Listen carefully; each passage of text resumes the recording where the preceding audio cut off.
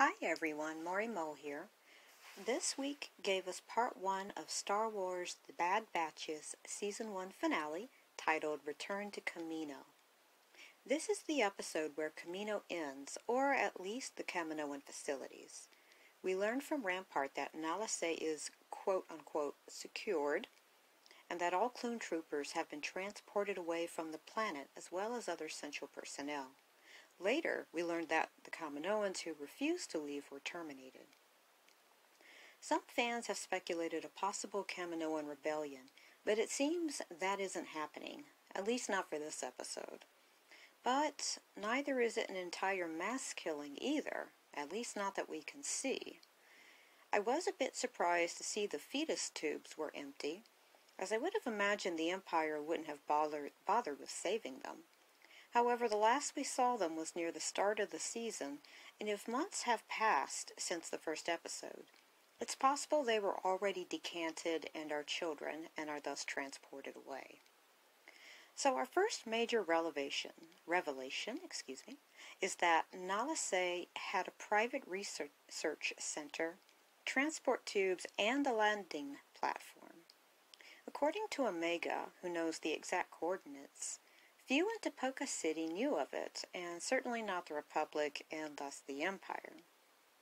Omega's emotional reactions to returning to this portion of Kamino is fascinating here.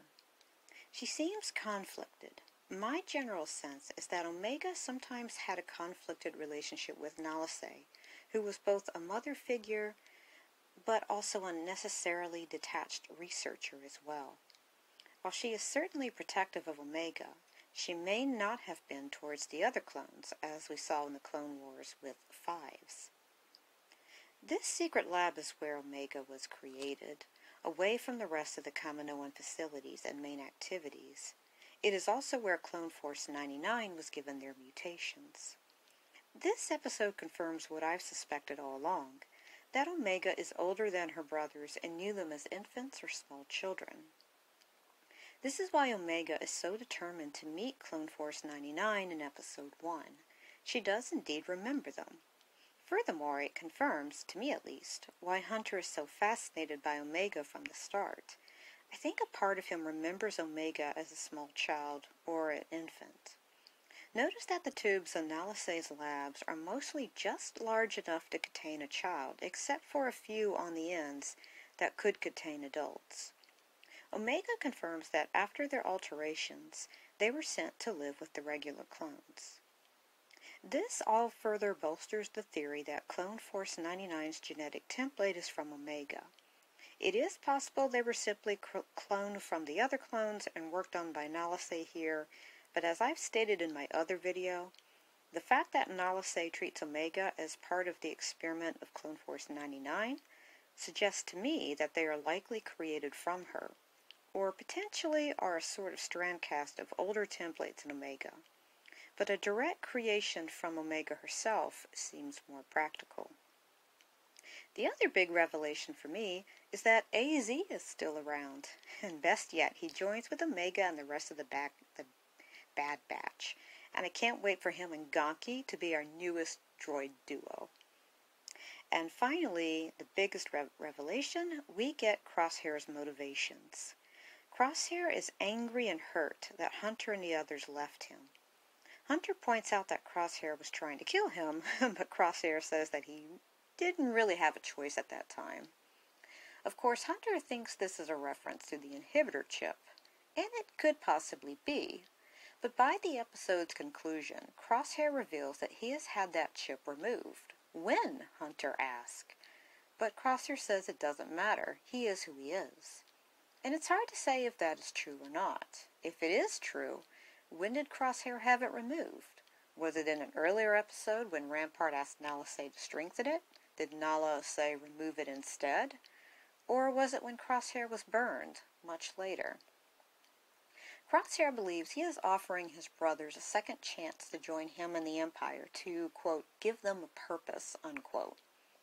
And I think this is the crux of the matter. Crosshair feels he needs an ideology for purpose and projects that onto the rest of his clone brothers. It is true that for a while the Bad Batch was adrift. But Hunter and the others have quickly started finding their purpose on their own. It started with helping to protect Omega, who is the soul and mythological anima of the group. And through that connection with their anima, with her as their heart, they're helping to find their own way through this newly changing world and finding their own path together as brothers. As Hunter points out, Crosshair doesn't really understand that you can have purpose without directives from an authoritarian group. But for now, a hurting Crosshair who feels abandoned by his family seeks the comfort of an authoritarian regime and the false notion of a genetic superiority in which he can be made useful. That the Empire would easily discard him doesn't cross his mind yet, despite Hunter's words. But Crosshair still wants to be with his brothers, and to him, having them join him is the ideal solution. He suggests sending Omega off-planet for her protection and to free the Bad Batch from what he perceives as their obligation to her. He kills his own squad to show his loyalty to his brothers. Hunter recognizes that sense of loyalty that he has and that Crosshair is still hurt, and stuns Crosshair to take him with them as they flee a Tapoca city that is being destroyed by Vice Admiral Rampart. So that concludes the episode 15 of The Bad Batch. Next episode will be the season finale, and it's definitely going to be very emotionally intense. The destruction of Kaminoan cloning facility finally has happened, but questions still remain as to where the remaining clones and Nala Se will go. I wonder if Nala Se will go to Exegol and meet Palpatine there. Let me know what you think. May the Force be with you.